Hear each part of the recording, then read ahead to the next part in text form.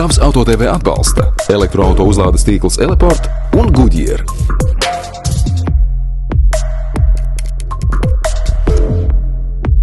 Šobrīd mēs atrodamies Prāgā, lai klātienē apmeklētu Škoda Superb 4. paaudzes pasaules pirmizrādi. Starp citu, modeļa nosaukums Superb ir pazīstams autobūvas pasaulē jau kopš pagājušā gadsimta 30. gadiem, kad šis čehu ražotājs ražoja automobiļus ar šādu nosaukumu. Šis, starp citu, ir viens no 15 modeļiem, kas kopš tā laika ir saglabājušies. Bet tirgū lielākos panākumus tas guva jau mūsu gadsimtā. No 2001. gada 3 paaudzēs pārdoti 1,6 miljonu šo automobīļu.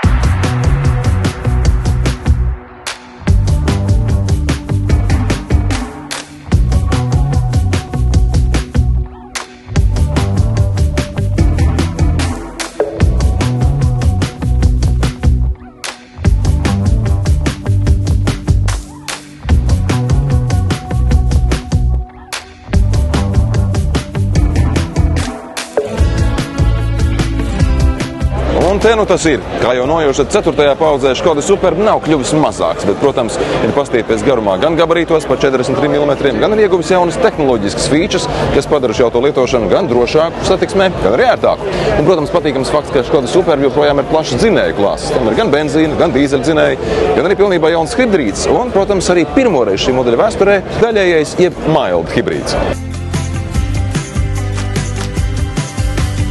Some of the reasons for this is regulations. Superb ir kļuvis lielāks. Daļai tam par iemeslu kalpojušas drošības regulas. Lai padarītu auto uzticamāku sadursmju gadījumā, mums ir jāpalielina attālums no vadītāja vai pasažieriem līdz auto ārienei. Tajā pašā laikā, radot auto dizainu, mēs domājam par tā tēlu, proporcijām, arī jaunām tehnoloģijām, kurām vajag rast vietu šajā auto, un, protams, komfortu. Piemēram, tālruņa bezvadu lādētājā nav iespējams vienlaicīgi lādēt 2 telefonus, jo auto viduskonsole tam vienkārši ir par šauru. Protams, šī iemesla dēļ mēs nebūvēsim platākus auto, bet klienti no mums sagaida vairāk, un tādēļ automobīļi pieaug gabarītos. Some elements are too narrow. Viens no jaunākajiem dzinējiem, ar ko iespējams aprīkot jauno Škoda Superb, ir tā saucamais spraudņa jeb plug-in hibrīds.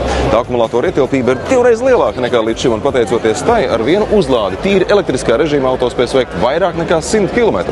Un, ja lietojat auto pilsētā, varēsiet pretendēt uz satriecoši zemiem degvielas patēriņa rādītājiem. Bet, ja vēlēsieties doties tālākās distancēs, vienmēr būs iespēja uzpildīt bāku jebkurā degvielas uzpildes stacijā un nebūs jāsatraucas par to, vai akumulators ir tukšs vai pilns. Esmu pārliecināts, ka šādas spēka iekārtas spēj piedāvāt zināmas priekšrocības mūsu pircējiem. Ja vari ar šo auto veikt 100 km elektrorežīmā, tas nozīmē, ka ikdienas braucienos uz darbu un uz mājām te vai pilnībā nelietosiet degvielu. Iekšdedzes motors šim auto būs vajadzīgs tikai tālākos braucienos.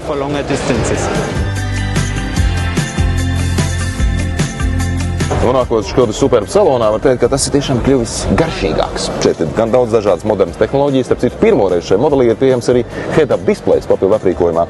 Runājot par šīm vadības svirām, te ir prasmīgi apvienots digitālais ar taktilo un, redzat, ātrumkloķis ir pazudis no viduskonsoles. Tas nonāca šeit aiz stūres, līdzīgi kā Mercedesā vai arī dažos mums jau zināmos elektroautomobīļos.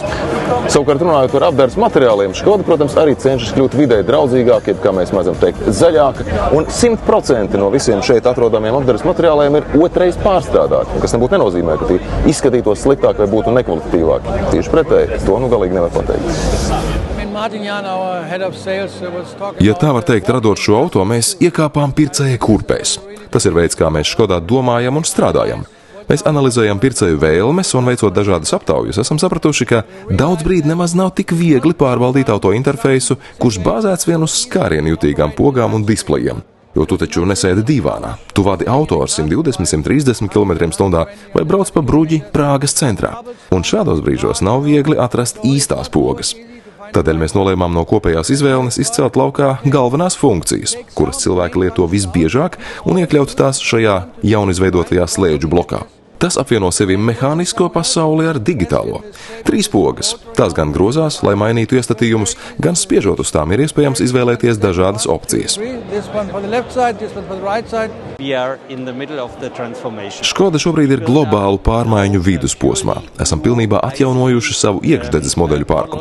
Mums ir jauns Kodiaq, mums būs atjaunota Octavia, un šis ir pilnīgi jaunais Superb, kā arī uzlabojam pārējos jau ražošanā esošos modeļus. Octavia PA in the next time, and we overworked also our Scala and our Kamiq. On the other side, we are working hard on No otras puses, mēs smagi strādājam, lai izveidotu tikpat plašu elektrisko modeļu gammu. Mums jau ir Enyaq un Enyaq Coupe, drīz tiem piebiedrosies Elroq, kā arī esam apstiprinājuši, ka strādājam pie pavisam maza elektroauto modeļa, kā arī auto ar 7 sēdvietām. Neviens no šiem automodeļiem nepārmantos vārdu no iekšdedzes modeļu līnijas. Un Superb vienmēr ir un paliks tāds, kādu to pazīstam šobrīd, jo esam nodalījuši šīs divas pasaules vienu no otras. Enyaq, Elroq. This is not something where we are mirroring the ICE world in terms of names to the BEV world.